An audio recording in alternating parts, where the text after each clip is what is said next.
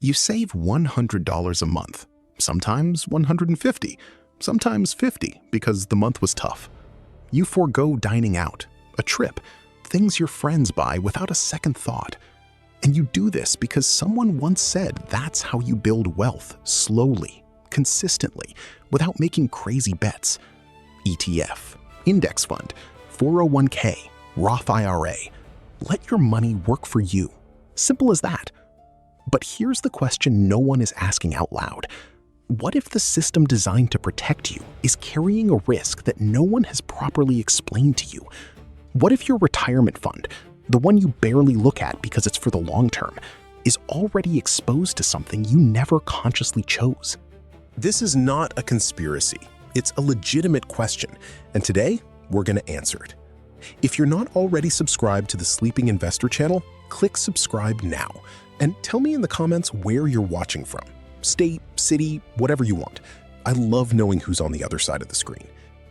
Think about an account you've built up over 2 years, $200 a month, sometimes with real sacrifice.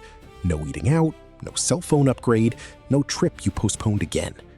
2 years, $4,800. That number represents much more than money. It represents discipline. It represents the feeling that you're making progress.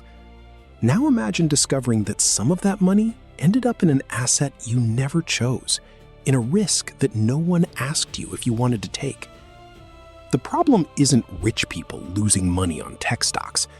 Rich people have savings, accountants, and access to information before you do. The problem is when someone with no margin for error discovers too late that the risk was already factored into their calculations. This video isn't about rockets. It's not about Elon Musk. It's about how big financial events affect ordinary people and how most don't get the warning in time. Most people who invest in ETFs or retirement funds aren't trying to get rich overnight. That's what the financial media doesn't understand, or pretends not to understand. You don't want excitement. You want peace.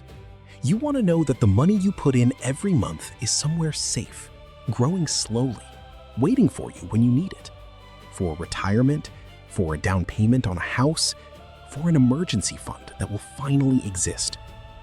The promise of passive investing is this: you don't need to keep an eye on the market every day. You choose a fund, put money in regularly, and let time do its work. It works, but there's a part of the promise that's missing. You need to know what your fund holds. The fund doesn't choose what's good or bad for you. The fund follows rules, and those rules sometimes include assets you would never have consciously chosen. Most people aren't trying to beat Wall Street. They're trying not to be destroyed by it, and there's a huge difference between the two. SpaceX is at the center of a much larger conversation than just a rocket company. The real question isn't whether the company is good or bad. The real question is, who gets access first? Who can buy before the public offering? Who can sell at the peak before the price normalizes? And who is left holding the risk when the euphoria passes? An IPO is when a company goes public on the stock exchange for the first time. It's a moment of hype, headlines, and a feeling that you need to get in now or you'll miss out. The problem is that an IPO isn't the same for everyone. Institutional investors and large funds have access to prices and information before the average investor. When the stock starts trading publicly, the game has already been played many rounds without you. And when a large enough company goes public, there's a possibility that it will be included in market indices. When that happens, funds that track that index are required to buy that stock, regardless of any individual opinion. This process has nuances. It's not automatic for every index, but the risk exists, and the average person is rarely warned beforehand. If you're learning something here, do me a favor, leave a like now. This helps the channel reach more people who need this information.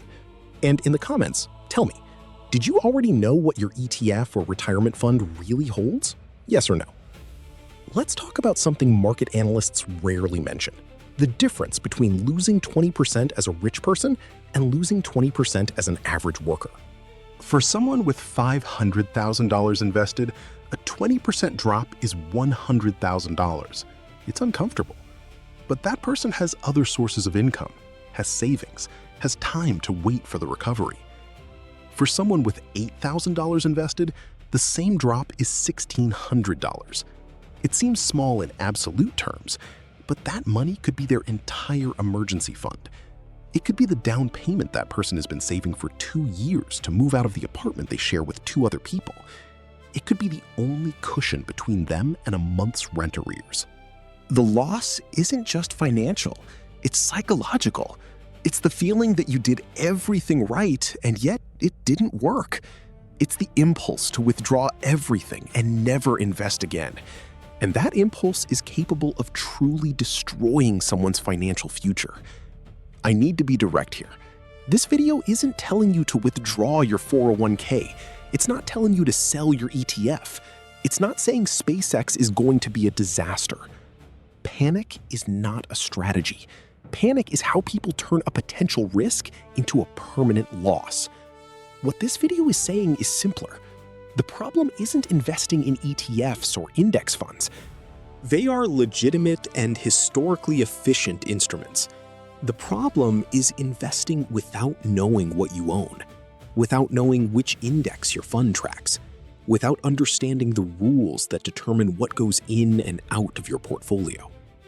You don't need to become an analyst, but you need to know enough to ask the right questions.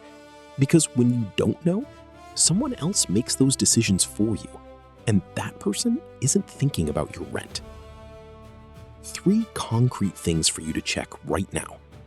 First, find out which index your ETF or retirement fund tracks, not the fund's name.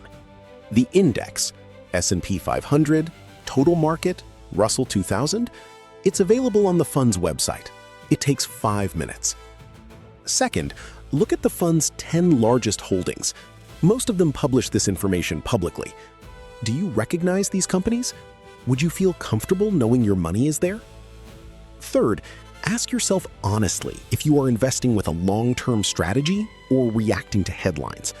The answers lead to completely different decisions.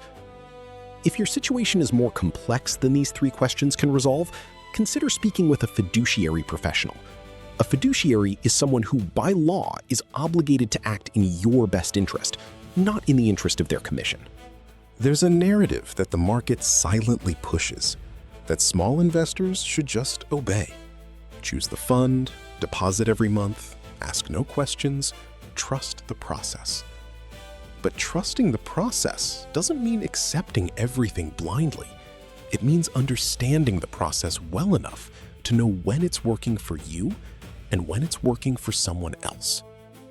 You are not powerless because you have less money. You become powerless when you stop asking where your money is going. Starting with $50 a month consciously is still better than waiting until you have $10,000 to begin. The difference between those who build wealth and those who don't is rarely how much money they had at the start. It's whether they understood the rules of the game in time to play intelligently. The real scandal isn't that rich people have more access. We already knew that. The real scandal is how often the average investor is taught to trust the system without being taught how the system works. If you're investing your first $100, your first $10,000, or rebuilding after costly mistakes, this channel is for you. Here, we don't sell courses. We don't sell illusions. We do just one thing. We ensure your money has a plan before someone else makes one for you. Leave a like, share with someone who needs to hear this, and subscribe to the channel. In the comments, tell me what part surprised you the most. I want to read every answer. And there's a video playing on the screen now that continues this conversation exactly. Click on it. You won't want to miss it.